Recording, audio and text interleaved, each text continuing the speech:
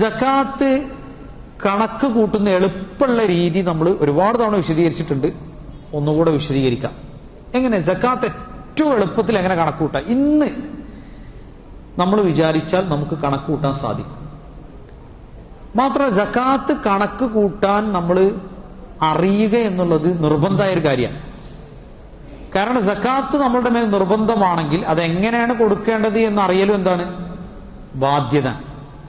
നമുക്ക് നമ്മളെ കച്ചവടത്തെ കുറിച്ച് അറിയാം, നമുക്ക് നമ്മളുടെ മറ്റ് ജോലി സംബന്ധമായ കാര്യങ്ങളെ കുറിച്ച് അറിയാം, മറ്റുള്ള എല്ലാ നമ്മൾക്ക് ആവശ്യമായ കാര്യങ്ങളെ കുറിച്ച് അറിയാം. സക്കാത്ത് മാത്രം നമുക്ക് മനസ്സിലാക്കാൻ കഴിയുന്നില്ല എന്ന് പറയുന്നതിൽ ഒരർത്ഥമില്ല. നമ്മൾ വിചാരിച്ചാൽ നമുക്ക് മനസ്സിലാക്കാൻ കഴിയും, അല്ലേ? നമ്മൾ വേറെയുള്ള എല്ലാ നമ്മളുടെ സാമ്പത്തിക കാര്യങ്ങളും മറ്റുള്ള കാര്യങ്ങളും ഇടപാടുകളൊക്കെ നമുക്കറിയാലോ.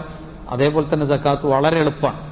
സക്കാത്ത് കണക്ക് കൂട്ടാൻ ഒരാള് അയാളുടെ കയ്യിൽ 595 ഗ്രാം വെള്ളിക്ക് തത്തുല്യമായ തുക അയാളുടെ കയ്യിലുണ്ടെങ്കിൽ, ഏകദേശം നമ്മളുടെ നാട്ടിലെ പൈസ പറയുകയാണെങ്കിൽ ഒരു 40-42,000 റുപ്യ ഒരാളെ കയ്യിലുണ്ടെങ്കിൽ, ബേസിക് ബാലൻസ് ആയിട്ടുണ്ടെങ്കിൽ അയാളെ കയ്യിൽ എന്തുണ്ട്? നിസാബ് ഉണ്ട്. ഈ നിസാബ് എന്ന് പറഞ്ഞാൽ എനിക്ക് സക്കാത്ത് ബാധകമാണോ അല്ലേ എന്ന് അറിയാൻ ഉള്ള ലിമിറ്റ് മാത്രമാണ്. നിസാബ് ഉണ്ടെന്ന് ബോധ്യപ്പെട്ട പിന്നെ നിസാബിനെ കുറിച്ച് ചിന്തിക്കേണ്ട ആവശ്യമില്ല. ബേസിക് ബാലൻസ് ഉണ്ടെങ്കിൽ അത് ക്യാഷ് ആയിട്ടോ കച്ചവട വസ്തുവായിട്ടോ ഉണ്ടായാൽ മതി. ക്യാഷ് ആയിട്ടോ കച്ചവട വസ്തുവായിട്ടോ ഒരു 42,000 രൂപ കയ്യിലില്ലാത്തവനാണെങ്കിൽ ഓൻ എന്തില്ല? സക്കാത്ത് ബാധകല്ല, അവന് സക്കാത്ത് ബാധകല്ല. അപ്പം ഈ നിസാബ് കൈവശമുള്ള വ്യക്തിയാണെങ്കിൽ അയാളെ സംബന്ധിച്ചിടത്തോളം അയാളുടെ കയ്യിലേക്ക് വരുന്ന എല്ലാ ക്യാഷും, മാസം മാസം അയാൾക്ക് സാലറി ഇറങ്ങുന്നുണ്ട്, പ്രോഫിറ്റ് കിട്ടുന്നുണ്ട്, വാടക കിട്ടുന്നുണ്ട്, ഹദിയ കിട്ടുന്നുണ്ട്, ബോണസ് കിട്ടുന്നുണ്ട്, ഇങ്ങനെ എന്തൊക്കെ ക്യാഷ് അയാളുടെ കയ്യിലേക്ക് വരുന്നോ ആ ക്യാഷൊക്കെ അയാളുടെ ഒരു അക്കൗണ്ടിക്കാ വരുന്നത്, ഒരു പാത്രത്തിക്കാ വരുന്നതെന്ന് സങ്കല്പിക്കുക. അതിൽ നിന്ന് സ്വാഭാവികമായിട്ടും അയാൾ എന്ത് ചെയ്യുന്നുണ്ട്? മക്കളുടെ വിദ്യാഭ്യാസത്തിന്, വീട്ടിലെ ചെലവിന്, താമസത്തിന്റെ റെന്റിന്, അതേപോലെ ഇങ്ങനെ അദ്ദേഹത്തിന്റെ ആവശ്യങ്ങൾ എന്താണോ ആ ആവശ്യങ്ങൾക്കൊക്കെ അദ്ദേഹം ഇന്ന് ചെലവാക്കുന്നുണ്ട്. ഒരു ഹിജ്റ വർഷം, അതായത് ഞാനിപ്പോ കഴിഞ്ഞ വർഷം റമദാൻ 5-നാണ് സക്കാത്ത് കണക്ക് കൂട്ടിയതെങ്കിൽ, ഇതാ ഈ വർഷം ഇന്ന് റമദാൻ 5-ന് ഞാൻ എന്ത് ചെയ്യാണ്?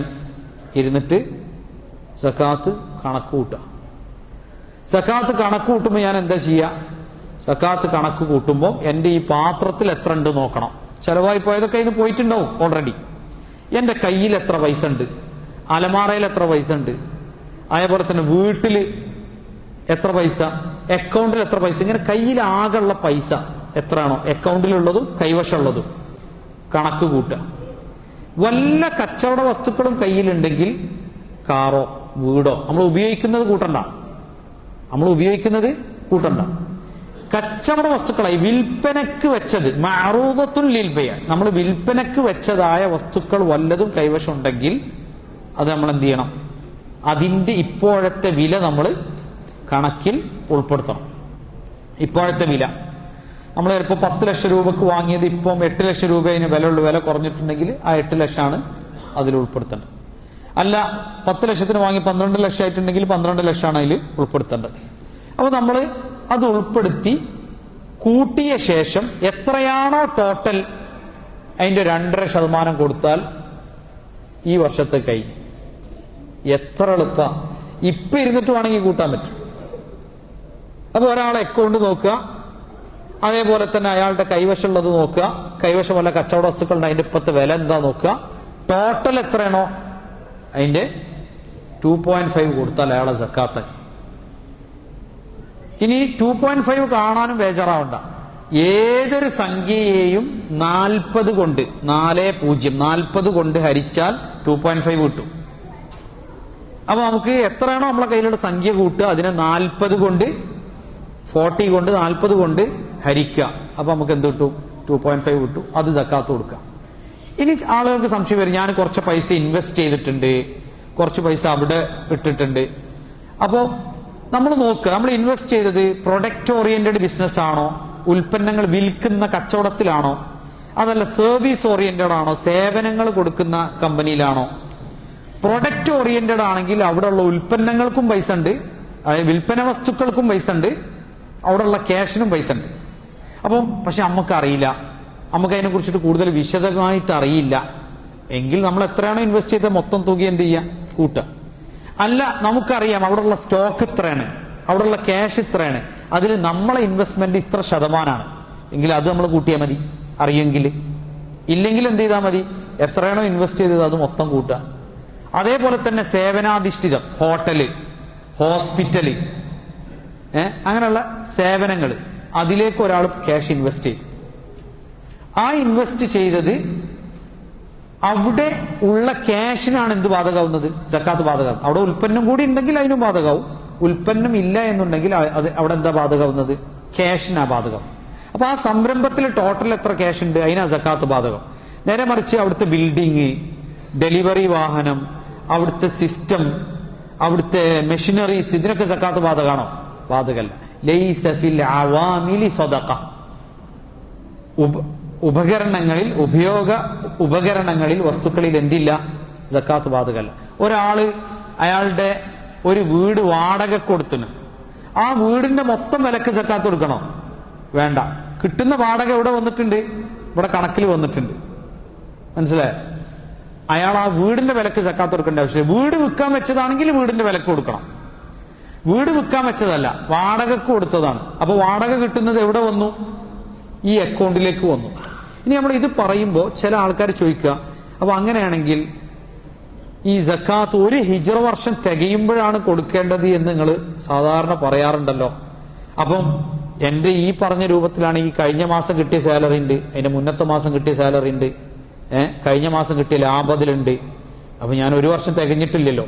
നമ്മൾ അയാളോട് പറയണം, നിങ്ങൾ നിങ്ങളുടെ കിട്ടുന്ന ഓരോ തുകയും വേറെ വേറെ എടുത്തു വെക്കുന്ന ആളാണെങ്കിൽ നിങ്ങൾക്ക് ഓരോന്നിനും ഡേറ്റ് ഇടാം. അതായത് നിസാബുള്ള ആളുടെ കയ്യിലേക്ക് 10 രൂപ വന്നാലും അതിനൊരു ഹിജ്റ വർഷം തികയുമ്പോൾ എന്തുണ്ടാവും, സക്കാത്ത് ഉണ്ടാവും. കാരണം നിസാബ് ഓൾറെഡി ഉള്ള ആളാണ്.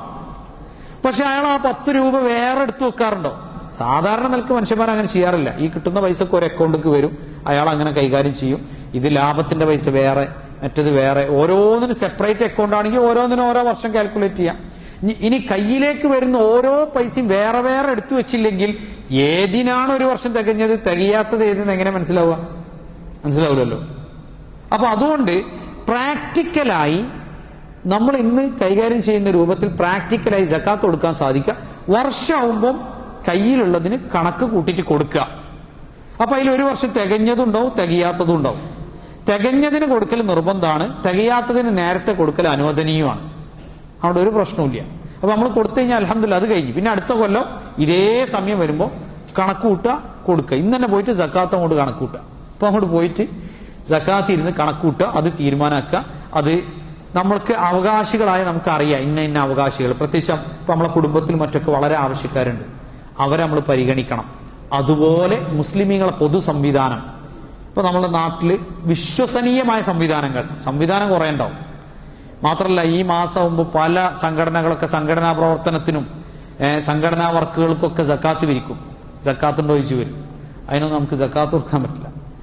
നേരെ മറിച്ച് സക്കാത്ത് കൃത്യമായി അതിന്റെ അവകാശികൾക്ക് എത്തിച്ചു കൊടുക്കുന്ന സംവിധാനങ്ങൾ ഉണ്ടെങ്കിൽ ആ സംവിധാനങ്ങളെയും നമ്മൾ പരിഗണിക്കണം. കാരണം എന്താ, നമ്മളുടെ അറിവിലുള്ളവർക്ക് മാത്രം സക്കാത്ത് കിട്ടിയ പോരല്ലോ, നമുക്ക് അറിയാത്ത അവകാശികളായ എത്ര ആൾക്കാരുണ്ടാവും. മാത്രമല്ല ഈ അവകാശപ്പെട്ടവരിൽ ഒരാൾക്ക് സക്കാത്ത് അർഹിക്കുന്ന വ്യക്തിയാന്ന് വിചാരിക്കുക. അയാള് ഓരോ ആൾക്കാരെ എടുത്ത് ചെന്നിട്ട് അയാൾക്ക് ചോദിക്കാൻ പറ്റുമോ, നിങ്ങളെടുത്ത് സക്കാത്തുണ്ടോ, നിങ്ങളെടുത്ത് സക്കാത്തുണ്ടോ ചോദിക്കാൻ പറ്റുമോ? കഴിയില്ലല്ലോ. അയാൾ അഭിമാനത്തിന് ക്ഷതം തട്ടുന്ന വിഷയമാണ്.